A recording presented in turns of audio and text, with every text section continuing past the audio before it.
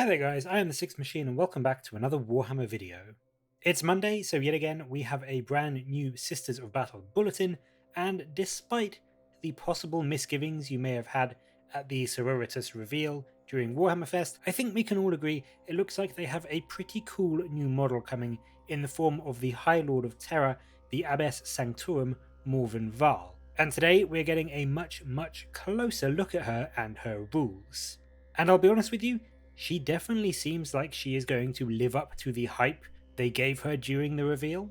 The article talks a little bit more about her fluff, being the youngest sister to ever occupy the role of Supreme Commander of the Adepta Sororitas, as well as being someone who, unlike others who might perhaps sit back and just enjoy the opulence and relative safety of that position, likes to really get stuck in and bring the vindication of the Emperor to her foes. And with that in mind, she charges into battle in her very own custom battlesuit called the Purgata Mirabilis. And what this does is that, unlike a lot of other Sisters characters we've seen, it gives her an incredibly beefy profile, which I would say is very much akin to, if not quite Guilliman level, then on the same tier as someone like Abaddon. She comes in with a great movement of 8 inches, which also gives us a slight indication of the possible movement of the other Paragon warsuits coming in the Codex, as well as a great, for a Sisters unit, strength and toughness of 5, that very lovely 8 wounds, meaning she can benefit from Lookout Sir, as well as a very solid 5 attacks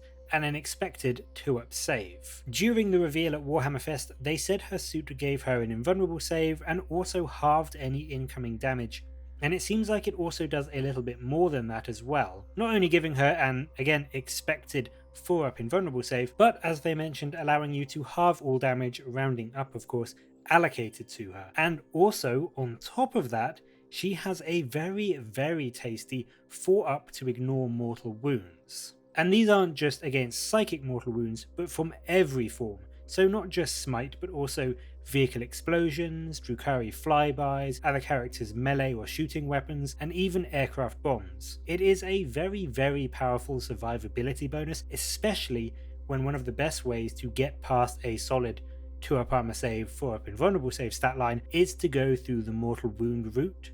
And with Morvenn Vahl, that just is nowhere near as effective as it would be against someone like Abaddon or Guilliman. But it isn't just in her survivability where she excels, she also comes with an enormous power spear, which I believe they mentioned was a gift from the Custodes, and this is called the Lance of Illumination. And once again, we see the great foresight by GW in allowing these more powerful individual models and characters to have a dual profile on their weapon, so that they can really deal with any target that may try to either kill them or simply tie them up.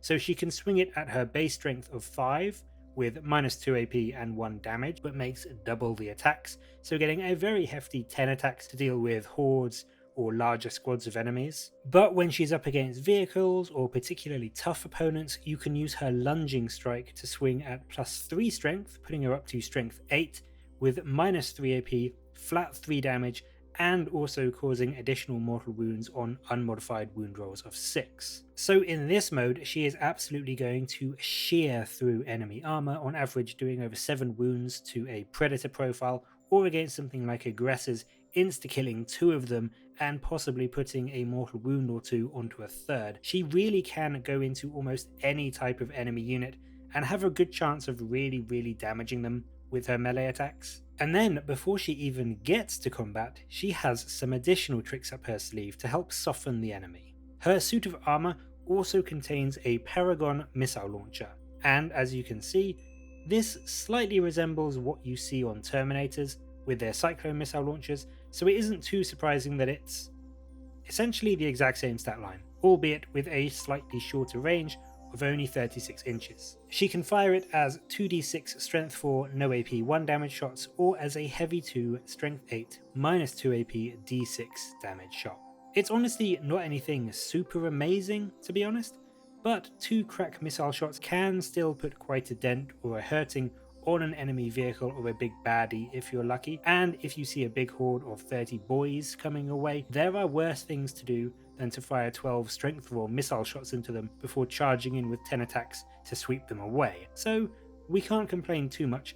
Most awesome melee characters really just have a few token ranged shots, and Morvenn Vahl definitely improves on this. So I would say, even though you do mainly want her up close and personal, it is still very nice to have the option to crack open an enemy tank or do some damage to an enemy squad as she moves up the field. Finally, as they again mentioned in the preview, she's about as close to a Sisters Primarch as we are going to be getting on the table. So in fitting with this, not only does she have a much improved Chapter Master command ability, where she can choose a Sisters of Battle core or character unit within 6 inches and give it full rerolls, not only to hit like a Chapter Master, but also full rerolls to wound, which honestly makes her commander of the Adepta Sororitas rules probably one of the best buffs in the entire game. And on top of that, she also gives a lesser but still incredibly powerful buff of reroll 1s to hit and to wound rolls for all friendly Sororitas core units within 6.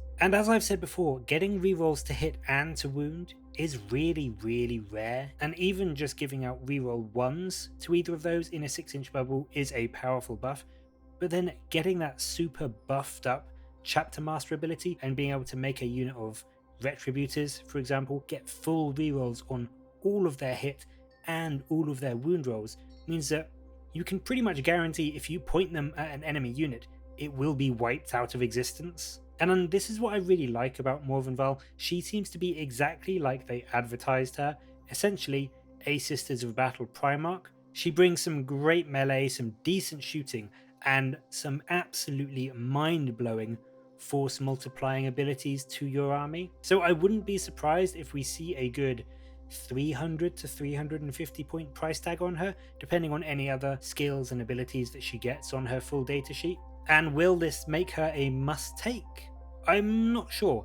Yes, she can be killed in a single phase, but between halving damage into her and having the benefits of the Lookout Sir, I think she's going to be a very tough nut to kill before she manages to unleash her Lance of Illumination on your enemy's lines. And even, in my opinion, if you discount her personal damage output purely as a force multiplier, honestly, she brings what may well be some of the most powerful buffs in the entire game to the units around her. So I really do think she is going to make the Sisters of Battle even more of a force to be reckoned with, and they already are one of the top tier armies in the game right now. I think there's just going to be so much synergy in a Sisters army, and that's what makes them strong already, and Morvenn Vahl just seems to bring even more of that and even a greater amounts of that to the tabletop.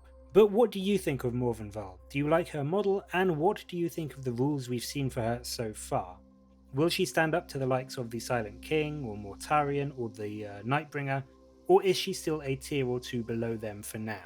Let me know in the comments below, and as always, thank you very much for watching. Please do like and subscribe for more Warhammer content from me, but until next time, I will catch you later, guys.